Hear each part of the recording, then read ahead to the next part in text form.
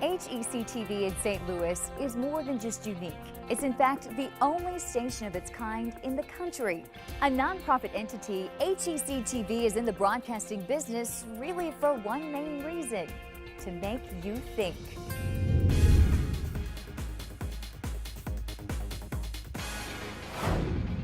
Education, arts, culture.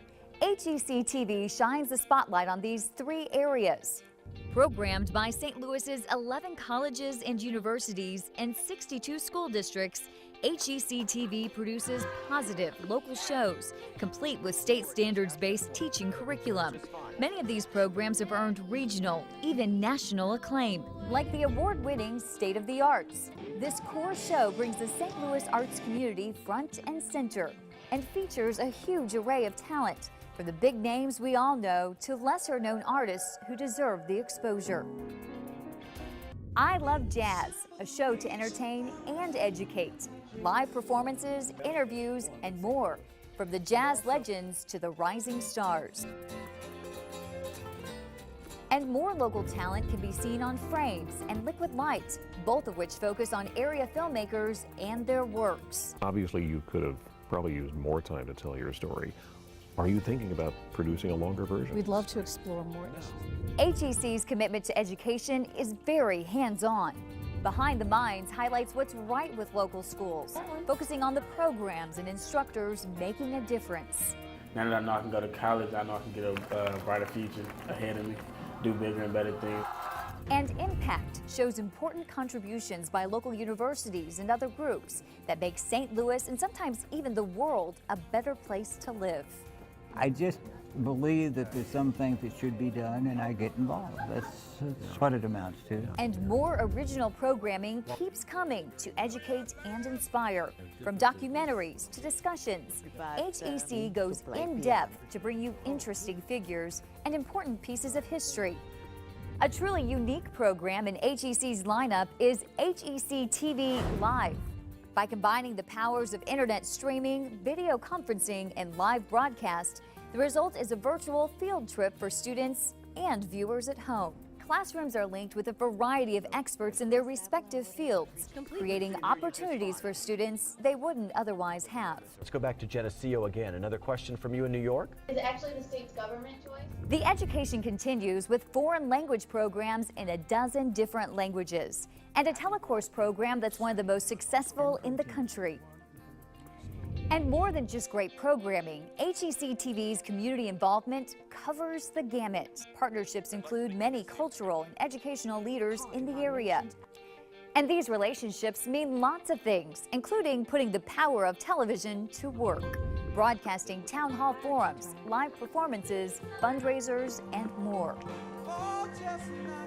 HEC-TV, committed to the St. Louis community, to students, and to producing quality programming that makes you think.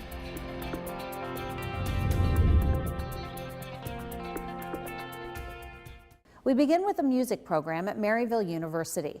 It gives sick children an outlet to express the feelings that come with fighting a disease, cheating them of their childhood. Impact's Brenda Madden shows us why it's so important for these kids to rock cancer.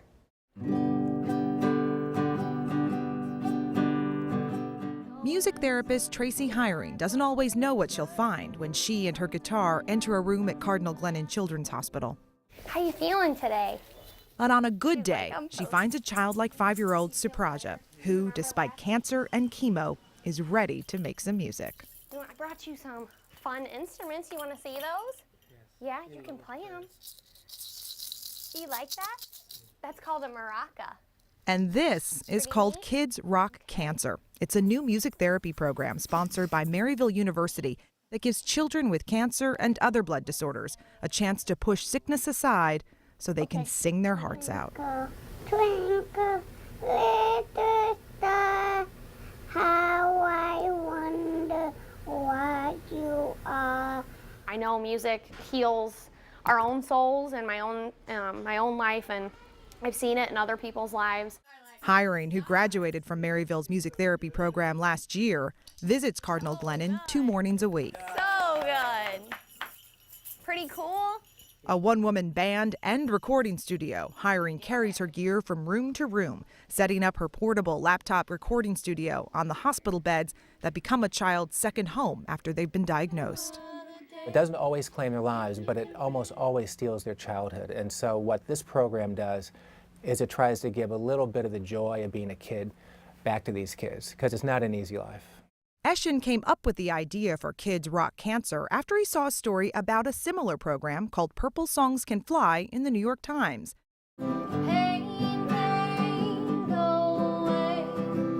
At the time, Eshin wasn't even working for Maryville, but when he later became the school's vice president for institutional advancement, he realized he had a perfect match.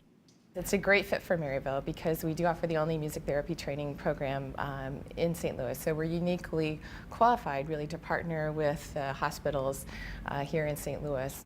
The essential goal of Kids Rock Cancer is to give each child a chance to actually write and record their own songs.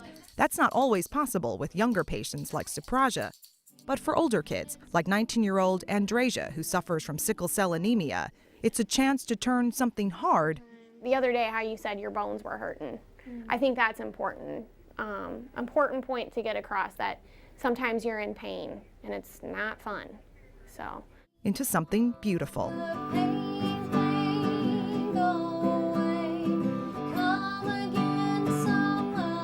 It's just about learning how to bring the music in and build the rapport and invite them to be creative. And what you discover is that people are really creative if they're given the right environment. Eventually, Maryville would like to expand that environment to include mini recording studios inside Cardinal Glennon and the other hospitals that serve children with cancer in St. Louis. But in the meantime, an exciting alternative has emerged.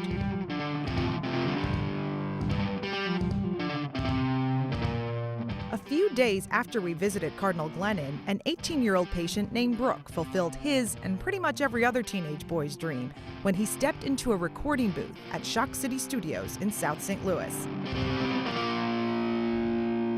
Sometimes it's hard, but never give up. When the going gets tough, you gotta get up. Shock City donated the time, engineers, and space, while Brooke, who has battled cancer since the age of 2, sang and played guitar on his very own Kids Rock Cancer anthem.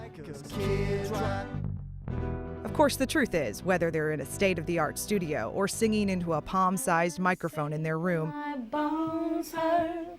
Sometimes it happens in my eyes.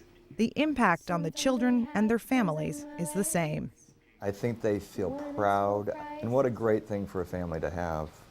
You know, it's a great thing to have a disc with your child, with their song. Now, do you want to hear it? You can see that pride on each child's face when they hear their voice for the first time, and again when they get their very own CD to keep. What do you think about this? Your CD. It's fun. Your CD is fun? Yes. Are you going to play it for your friends and your family? They're all very unique, and that's what's so cool about this program, is doing the music and doing the songs gives them that sense of uniqueness and gives them a great self-esteem booster. I did good. You did awesome. They get to do anything they want. Really, the possibilities are endless.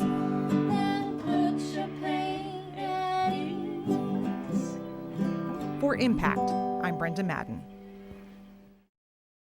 Tango. Between the dancers, it's a conversation, sometimes even a love story. These are my parents, Uta and Wilfred Adelt. Dancing has played an important role in their lives. And when my dad was diagnosed with Parkinson's disease, his dancing stopped. Washington University is looking for people who would like to dance despite the Parkinson's disease. And I said, Uta, we are going to dance tango.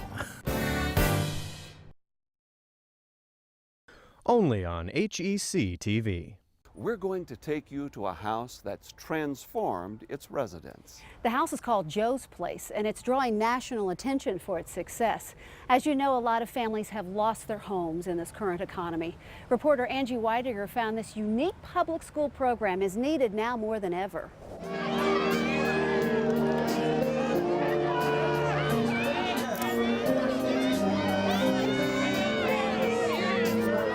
Happiness, relief, excitement, all feelings often found at a graduation. And while those emotions were definitely running through Fred, Jeff, and Steven on this day, there was something else they hadn't felt before. The best feeling I've ever felt. Confidence. I feel like $1 million, so I finally did it, and it feels great. Better than I thought it was gonna feel. Super happy.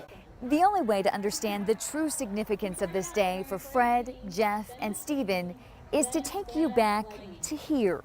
This is called Joe's Place, but those teen boys turned graduates called it home at a time they were considering giving up on school. I came here because I was having family problems. We stayed in hotels for a while. My dad was abusive, so it was really rough. So then my mom finally decided to move out of the area. I ended up sleeping on the couches of different other people's houses, and they weren't in a better situation than I was, and they didn't always have food.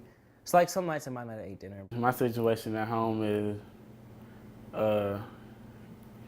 we ain't got no food there for real.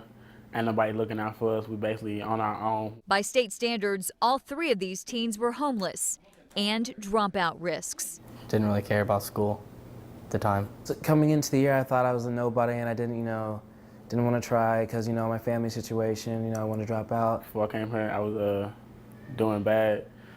Had a lot of bad grades. And more teens are facing those challenges, not just in the Maplewood-Richmond Heights School District, but nationwide. Statistics show families with school-aged children are the fastest growing population of homeless people in the country, and at least half of homeless students will eventually drop out of school. Okay.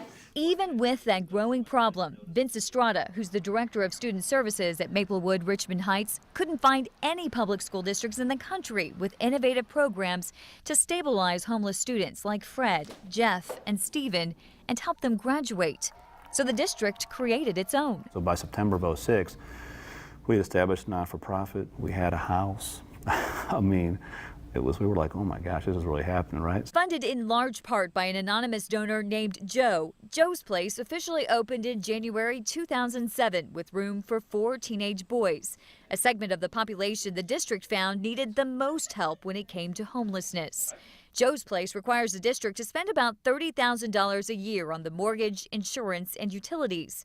Estrada says that's a bargain if you consider the public costs of a dropout. Particularly around the issues of underemployment and crime. And if you look at the percentage of students, the percentage of inmates in male prisons that don't have high school degrees is going to far exceed the national average. Thank you so much. We'll see ya. The community supports Joe's Place too. Smells good, guys. Donating food and money to pay for house supplies and a stipend for the house parents. Dan, who's a teacher at Maplewood-Richmond Heights, and his wife, Alyssa. They moved here when their son Carter was just 7 months old, all because they believed in this program. To show, the world that it's worth, these boys are worth something. It's worth to fight for them and, to put them in a place where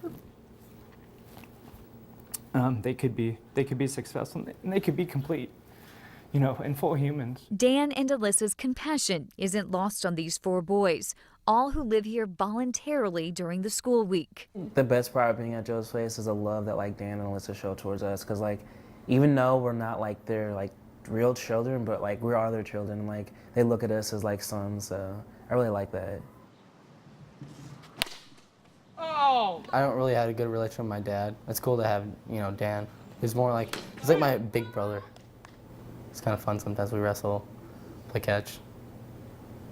Helps me out with my papers. The teen boys credit this house, the love inside of it, and even the lessons and chores they had to go through here, with not only keeping them in school, but helping them to excel at it. I got, I guess it's a valedictorian of your class for stats. Steven had a 3.6 GPA his senior year. It really helped me mature a lot, because when you're here at Joe's Place, they are here to help you, but there's a lot of strive for you to do things on your own. Jeff was able to hold down a job and keep his grades up. When I get on the track and stuff, I had a good meal or something. It helped me run faster. I had a lot of energy. Fred became a record breaker in track, winning 4 gold medals at the state meet. Yeah! All of those accomplishments and struggles